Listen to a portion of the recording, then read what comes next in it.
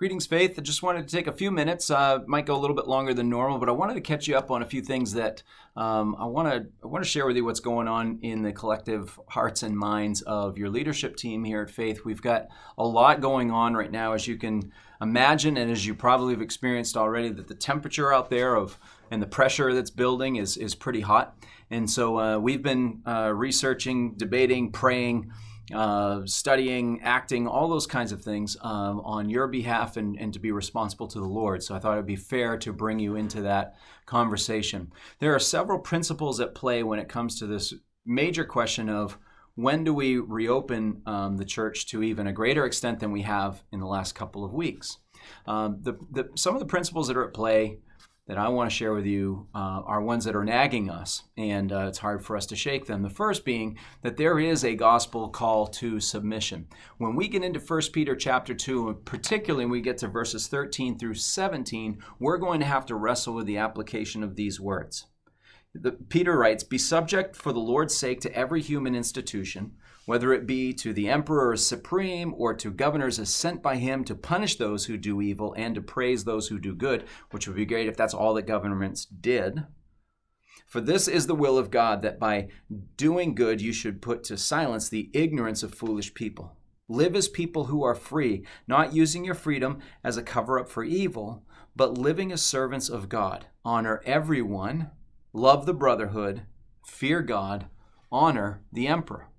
These are not small things. They're not things to be glossed over. There will be explanations. There will be interpretations. We will get there. But for now, you need to know this is what we're wrestling with, is the gospel has called us to something bigger than the way that we feel. And sometimes even the thoughts that we have in our own heads. We're also trying to determine the spiritual health of our flock, that at Faith Church Waterville, we are trying to discern between what people need and what they demand. This is the call for all church leadership. It's what we've struggled with forever. It's just now it's getting a little bit more poignant or a little bit more acute, if you will, during this time. And then we also have to wrestle through the idea of our practical human ability to maintain the compliance that we're trying to adhere to. How long can we do it? In what fashion? When does it become the make or break or the tipping point for the health and the function, if you will, of the organization of our church? We also have some spiritual concerns that we're wading through. And this is why this isn't a very easy call to make. We have historically railed against, preached against, taught against Christian consumerism, which in and of itself just says, I want things my way. We have to be very careful and be on guard that we're not just giving in to a Christian consumerism. But on the other hand, we also have to make sure that we aren't exacerbating the sheep, that we aren't breaking their spirit in order to accomplish some other kind of mission that isn't as clear to them. We also have the temptation to react to only the loudest voices while ignoring the silent voices of the ones that won't let us know what their thoughts and feelings are. So our consistent approach from the beginning of all of this troubling and weird time, it isn't what we've heard in the past, just simply obey, period, but instead that we are looking for the religious freedom inconsistencies, the intolerance, the things that mean that we are being restricted far above what others are forced to do. We've heard the comparisons to Walmart based on square footage and all that sort of stuff, and we really think that the research lends itself to understanding that we're actually making out pretty good based on that comparison.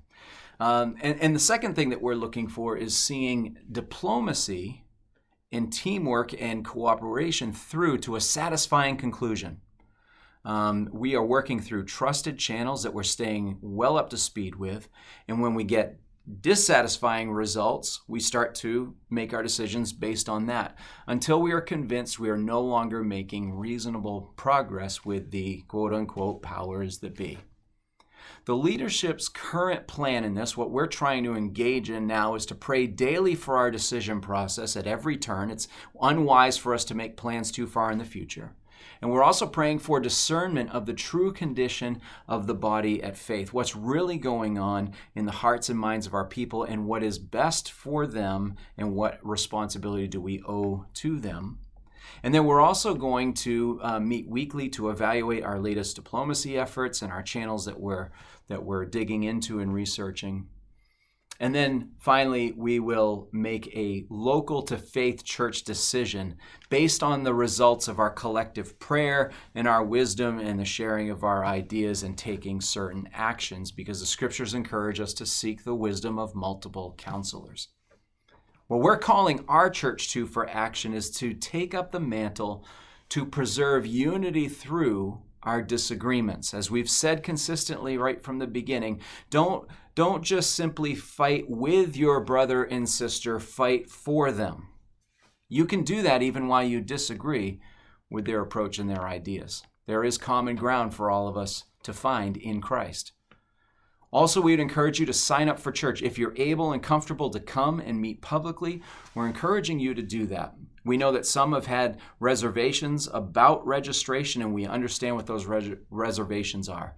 We're encouraging you to sign up, to let us know that you're ready to come back. We will make accommodations as the crowd grows. We will look into that, but right now, if we're not 100% sure where people are coming in with that, it's harder for us to make the next move. And also, we're going to ask you to pray for wisdom and boldness for your leadership team. No doubt we are moving into a territory where we'll have to make some very tough decisions. We're willing and able to, but we're asking the Lord to give us the discernment and the clarity as to when and how to act. So we're coveting your prayers, asking you to support us in that, and then let us know what your questions and concerns are, because we want to support you in those things as well. So God bless you. We are praying for you daily, and we love you very much.